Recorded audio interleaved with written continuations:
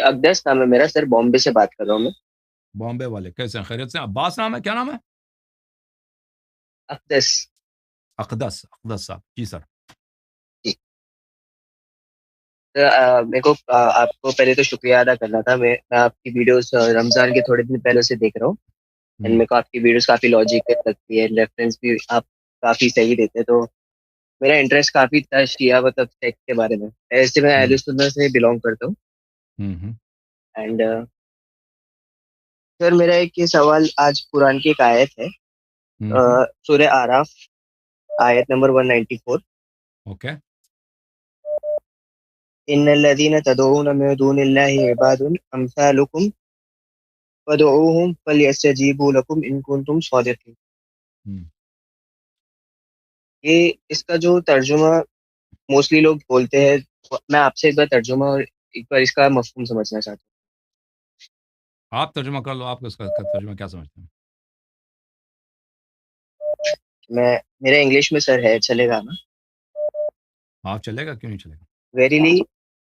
Verily those whom you call upon besides Allah are servants like unto you.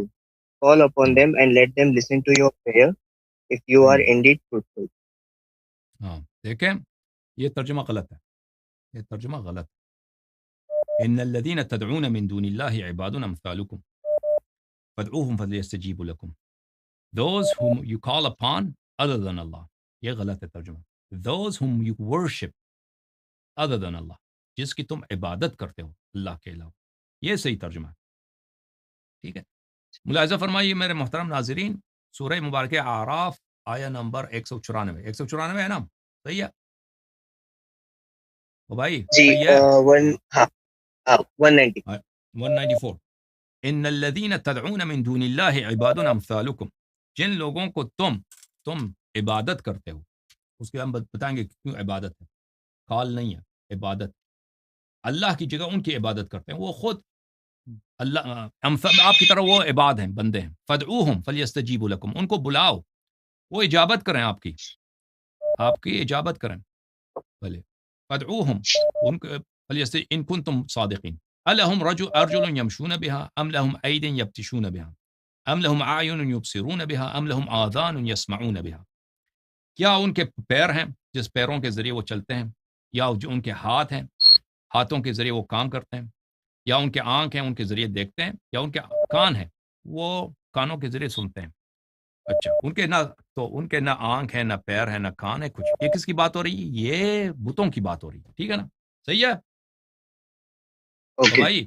ہاں، اس کے پیر نہیں ہے، آنکھ نہیں ہے، کان نہیں ہے، یہ بتوں کی بات ہو رہی ہے نا. قل ادعوا شرکاءکم ثم کیدونی فلا تنظرون.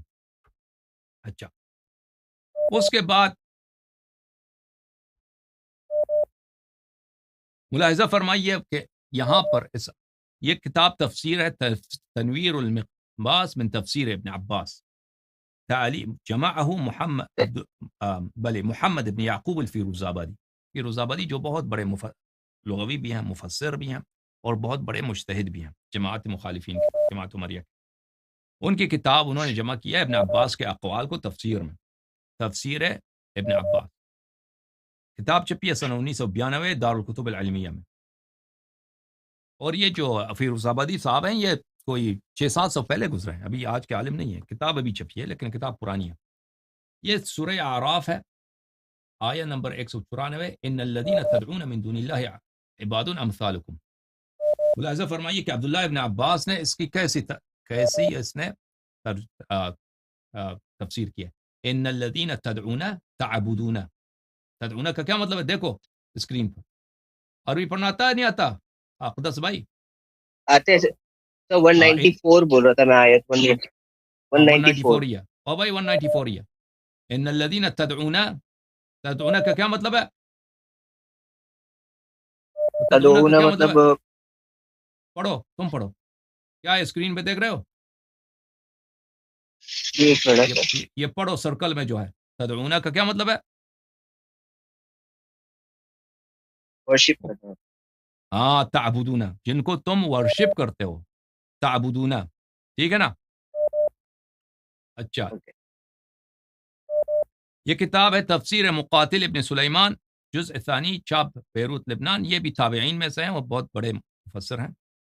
سنہ 1423 میں چھپی ہے کتاب، 2002 میں. یہاں پر بھی سورہ اعراف میں ان الذین یعنی تعبدون، ان الذین تدعون یعنی تعبدون، ہاں تعبدون من دون اللہ، ان کی عبادت کرتے ہو، اللہ کی جگہ ان کی عبادت کرتے ہو. تو مکے والے اللہ کی جگہ کس کی عبادت کرتے تھے؟ کس کی عبادت کرتے تھے بتاؤ؟ بتوں ہاں بتوں کی. یہ اس کی بات ہو رہی ہے، یہ ورشپ کی بات ہو رہی ہے. اور دعا یدعو کے دو معنی ہیں. دعا یدعو ایک معنی ورشپ کرنے کی ہے، عبادت کرنے، اور ایک معنی بلانے کی ہے. یہاں پہ بلانا نہیں ہے، بلانا نہیں ہے، یہاں پہ مقصد ہے عبادت کرنا.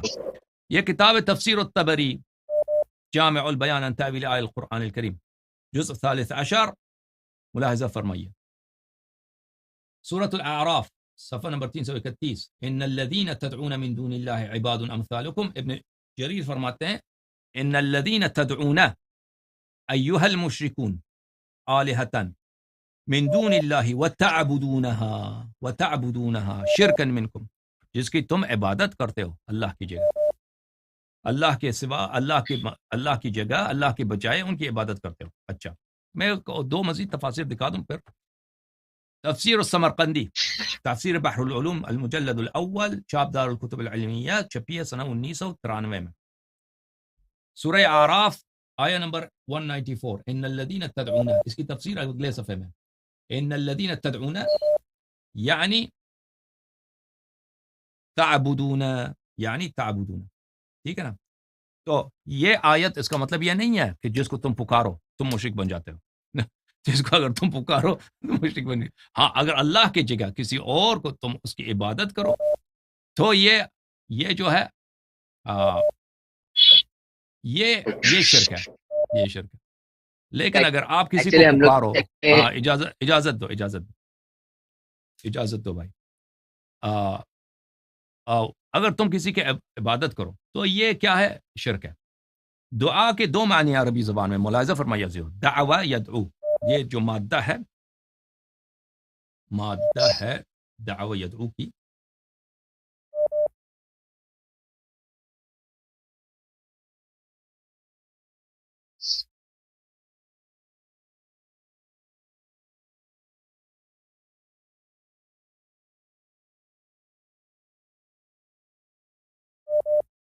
اچھا میں آپ کو عرض کروں،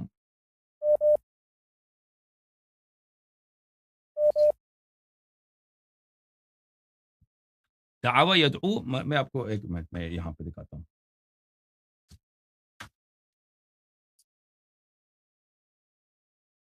ملاحظہ فرمائیے، یہ ہے دعوہ، عربی زبان میں دعوہ تو یہ بن جاتا ہے دعا، ٹھیک ہے نا. یدعو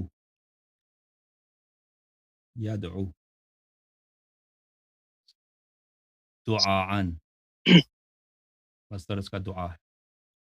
دعا، یہ اس کے دو معنی ہیں، ٹو میننگز، دو مختلف معنی ہیں، دو معنی. ایک معنی ہے بلانا، ایک معنی ہے بلانا، دعوت دینا، پکارنا. دوسرا معنی جو ہے عبادت کرنا، پوجا کرنا، ٹھیک ہے نا. سمجھ میں آئی بات آپ کو؟ دو معنی، ایک معنی ہے بلانا، پکارنا، دوسرا معنی ہے پوجا کرنا. دونوں معنوں میں قرآن میں آیا ہے. مثلا یہ ہے سورہ مبارکہ بقرہ میں ہے، اعوذ باللہ من الشیطان الرجیم، اولئک یدعون الی النار. جو مشرک ہیں کیا کرتے ہیں؟ یدعون الی النار، آپ کو وہ پکارتے ہیں، آپ کو دعوت دیتے ہیں، آپ کو بلاتے ہیں جہنم کی طرف. واللہ یدعو الی الجنہ، اللہ آپ کو بلاتا ہے جنت کی طرف. والمغفرہ، مغفرت کی طرف اللہ پکارتا ہے، ٹھیک ہے نا. بلی ولتکن منکم امۃ یدعون الی الخیر، آپ میں سے ایسے لوگ ہونے چاہیے کہ وہ خیر کی طرف لوگوں کو بلا دیں. وَيَأْمُرُونَ بِالْمَعْرُوفِ وَيَنْهَوْنَ عَنِ الْمُنْكَرِ، یہ دعوت دے دیں، پکاریں، بلائیں خیر کی طرف. اچھا یہ ایک معنی ہے. مثلا سورہ مبارکہ یہ نوح میں، قال رب انی دعوت قومی لیلا ونہارا فلم یزدہم دعائی الا فرارا.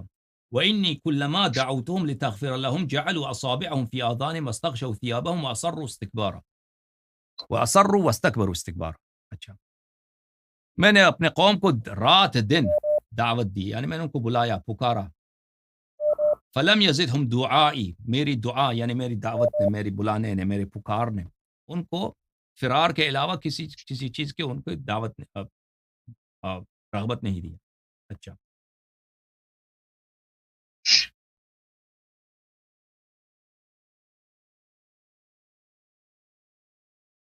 یہ کتاب ہے میرے محترم ناظرین، شرح الدعاء، تعلیف الشیخ سعید ابن علی ابن وحف القحطانی، چاپ ذہبی جو ہے اس کے شرکت ذہبی کی ہے. کتاب چھپی ہے کویت میں، یہ وہابی لوگوں کی کتاب ہے 2011 میں. یہاں پہ شرح الدعاء، وَيَأْتِي الدُّعَاء بِاللُّغَةِ بِعِدَّةِ مَعَانٍ، دعا کے کئی معانی ہیں لغت میں. ایک طلب و سوال ہے، عبادت ہے، دوسرا معنی عبادت ہے، ٹھیک ہے نا، عبادت. ایک ہے پکارنا، بلانا، ایک معنی ہے عبادت کرنا. اچھا، تو یہاں پر میرے بھائی دعا عبادت کے معنی میں بھی آتا ہے. میں آپ کی خدمت میں عرض کروں کہ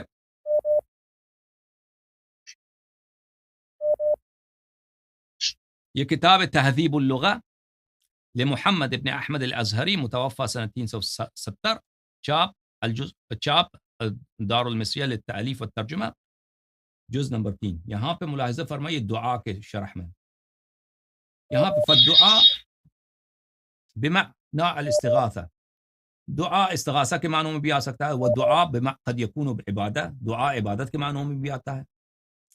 بھلے اسی میں سے ان الذین تدعون من دون اللہ عباد امثالکم، ٹھیک ہے نا، معاف کیجیے گا کیا بات. تو دعا عبادت کے معنوں میں بھی آتا ہے، بلانے کے معنوں میں بھی آتا ہے، استغاثہ کے معنوں میں بھی آتا ہے.